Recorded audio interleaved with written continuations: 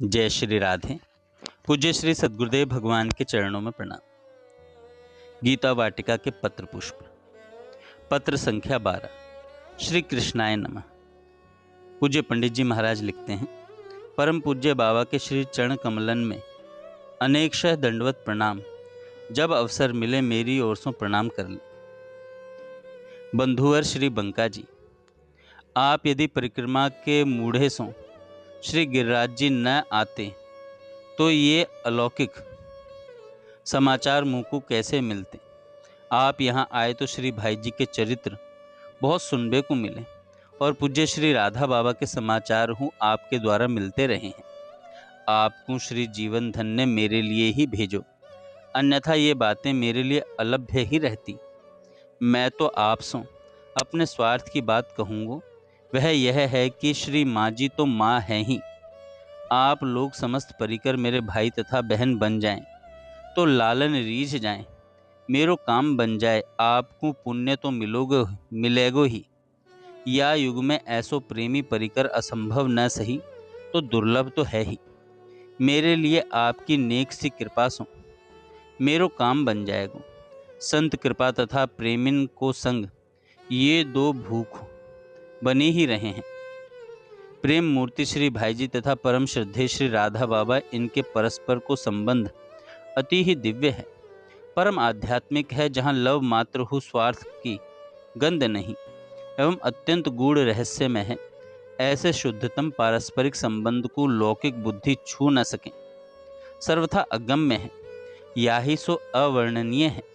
यह सब होते भय हो जो बड़भागी ऐसे प्रेम को जानबे की लालसा करे हैं, चिंतन करें हैं तथा बैठ के परस्पर में कथन करें हैं, ऐसे जन सर्वदा धन्यवाद के पात्र हैं, बहुत बड़े लाभ में हैं।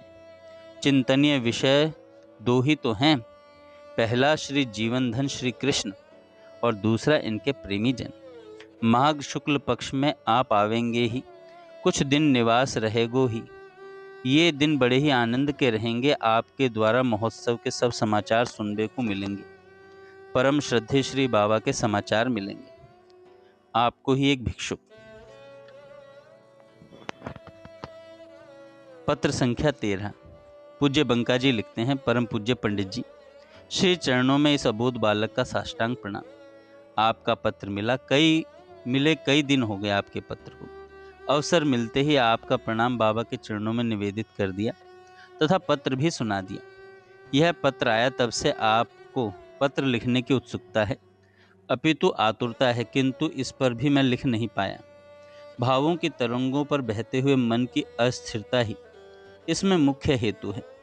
कभी आपके वात्सल्य प्लावित हृदय का चित्र, कभी आपके पत्र की प्यार भरी पंक्तियों का चित्र, कभी आपके पत्र को सुनकर बाबा की प्रेम विवलता का चित्र, कभी मेरे अद्भुत सौभाग्य का चित्र, कभी आपके प्रति श्रद्धावनत कुछ वाटिका वासियों के हृदय का चित्र, कभी गोवर्धन वास की अवधि में आपकी दुर्लभ सन्निधि का चित्र। इस प्रकार के अनेक चित्रों से मानस पटल इतना अत्यधिक आच्छादित हो जाता है कि कुछ भी लिखना बन नहीं पाता।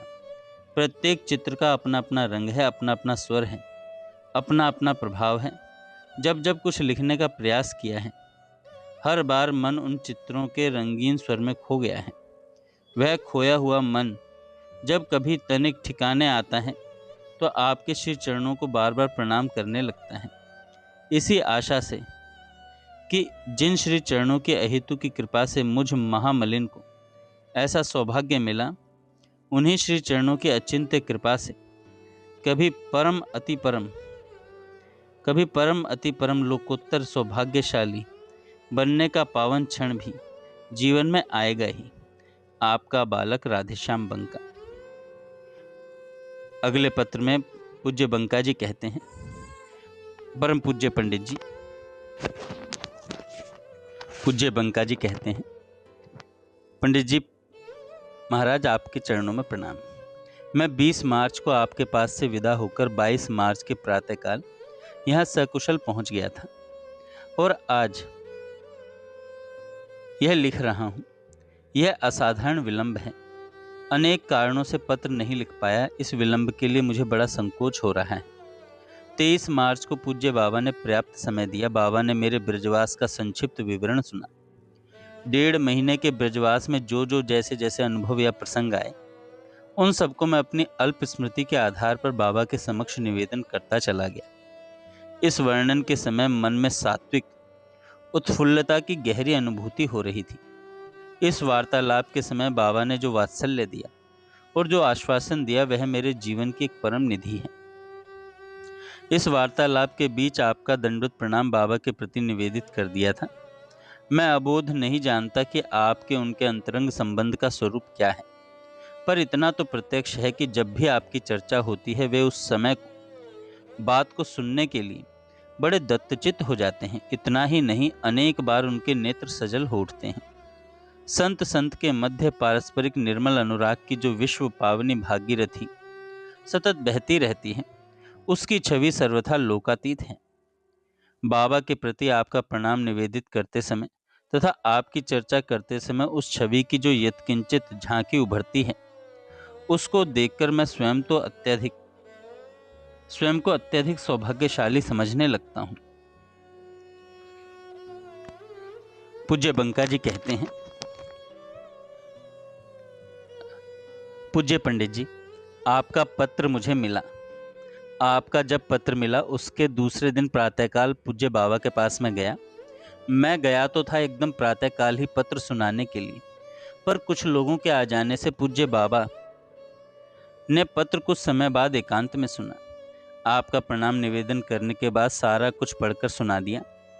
फिर तो अनुमान था वह ही दीख पड़ने लगा, उनके नयनों में, उनके मुखमंडल पर।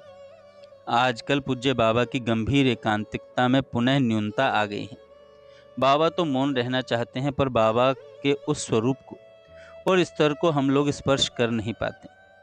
हम लोग अपने दुख दर्द का निवेदन उनके सामने कर ही देते हैं। बाबा का पर दुख कातर हृदय आश्रित जनों की आरती से द्रवित हो जाता है। यही कारण है कि न चाहते हुए भी बाबा अपने मौन व्रत शिथिल करने को बाध्य हो जाते हैं। कभी संकेत से, कभी स्फुट वाणी से, कभी इस प्रकार से, कभी उस प्रकार से बाबा लोगों का समाधान करने की चेष्टा करते ही रहते हैं। पर कुछ ऐसे भी श्रद्धालु व्यक्ति हैं जिनके लिए बाबा आध्यात्मिक स्फूर्ति के स्रोत हैं। ऐसे लोगों के मन को परितुष्ट और उनकी भावनाओं को परिपुष्ट करने के लिए आजकल प्रतिदिन सायंकाल लगभग 1 घंटे का सुंदर कार्यक्रम होता है, जिसमें रामचरितमानस का पाठ, भक्तमाल का पाठ, हरिनाम कीर्तन और कभी कभी पदगान होता है। केवल श्रद्धालु व्यक्ति ही क्यों, विषयी साधक सिद्ध सयाने सभी के लिए यह कार्यक्रम रोचक एवं प्रेरणाप्रद है। बाबा की उपस्थिति इस कार्यक्रम को और भी भावमय बना देती है। अब एक छोटी सी घटना का उल्लेख कर रहा हूँ।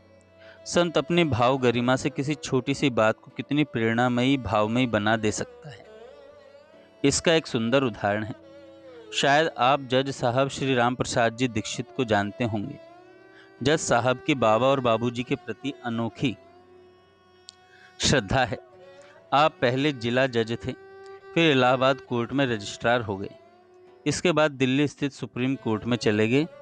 ज्यों ही भाई जी का निधन हुआ, बाबा के निर्देशानुसार सुप्रीम कोर्ट के सम्मानपूर्ण पद से त्याग पत्र देकर यहाँ आ गए तथा गीता वाटिका में बाबा के पास रहने लगे।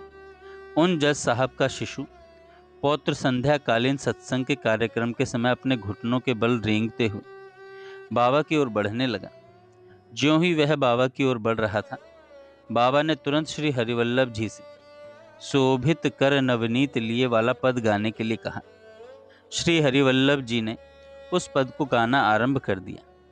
शोभित कर नवनीत लिए, हुटरनी चलत रेणु तन मंडित, मुख दधिलेप किए, चारु कपोल लोल लोचन गोरोचन तिलक दिए, लट लटकनी मनु मत मधुप गन मादक मदहि पिए, कठुला कंठ ब्रज केहरी नख राजत रुचिर हिए, धन्य सूर एको पल इहीं, सुख का सत कल्प जिए। श्री हरिवल्लभ जी के कंठ लालित्य ने दृश्य को और भी सजीव बना दिया। भगवान श्री कृष्ण की बाल लीला की स्मृति दिलाने के लिए उस शिशु का रेंगना एक बहुत बड़ा उद्दीपन बन गया। श्री कृष्ण की बाल छवि मानस पटल पर मूर्तिमान हो उठी। एक छोटी सी बात को संत की दिव्य भावधारा ने एक विचित्र रूप प्रदान कर दिया। इन दिनों बाबा की सन्निधि में इस प्रकार के प्रसंग प्रायः देखने सुनने को मिल जाते हैं। बाबा की ये बातें मन में कितना रस उड़ेल जाती हैं और आंखों को कितना सुख दे जाती हैं, यह तो केवल अनुभव करता ही जानता है। श्री गिरिराज भगवान को साष्टांग प्रणाम। जय श्री राधे।